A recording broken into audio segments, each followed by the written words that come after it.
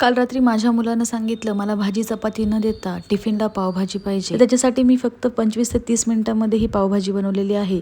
Recipe एकदम सोपी आहे. ही बनवण्यासाठी सर्वात आधी एका भांड्यामध्ये 1 वाटी फ्लॉवर ॲड केला, 1 वाटी चिरलेली शिमला मिरची, 2 वाटी चिरलेला बटाटा, 1 वाटी वाटाणा, भाज्या स्वच्छ धुवून घेतल्या. त्यानंतर कुकरमध्ये ॲड केल्या. धुतलेल्या भाज्या कुकरमध्ये ॲड केल्यानंतर त्यामध्ये 3 ग्लास पाणी ॲड केलं, चवीनुसार मीठ, 1 चमचा पावभाजी मसाला, 2 चमचे तेल ॲड करून कुकरच्या 4-5 शिट्ट्या करून घेतल्या. कुकरच्या 4-5 शिट्ट्या केल्यानंतर भाजी परफेक्ट शिजते.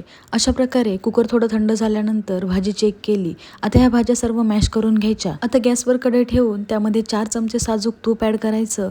तुम्ही बटर ॲड करू शकता, पण बटर अवेलेबल नसल्यामुळे मी तूप ॲड केलं आहे. तूप गरम झाल्यानंतर 1 चमचा जिरे, 2 बारीक चिरलेले कांदे ॲड करायचे. कांदा एकदम लाल रंगाचा होईपर्यंत परतून घ्यायचा. त्यामध्ये मिरची आणि आलं लसूणची पेस्ट ॲड करायची. आलं लसूण पेस्ट चांगली परतून झाल्यानंतर यामध्ये 1 चमचा कलरची मिरची पावडर, 1 चमचा तिखट मिरची पावडर, 2 चमचे पावभाजी मसाला. मसाले चांगले मिक्स करून घ्यायचे. त्यामध्ये थोडंसं पाणी टाकून मसाले परतून घ्यायचे.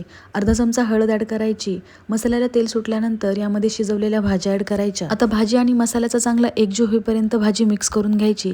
त्यानंतर त्यामध्ये 1 वाटी गरम पाणी ॲड करायचं. आलं लसूण पेस्ट फ्राय झाल्यानंतर टमाटर ॲड करायचे होते, पण मी आता 2 बारीक चिरलेले टमाटर ॲड केलेले आहे.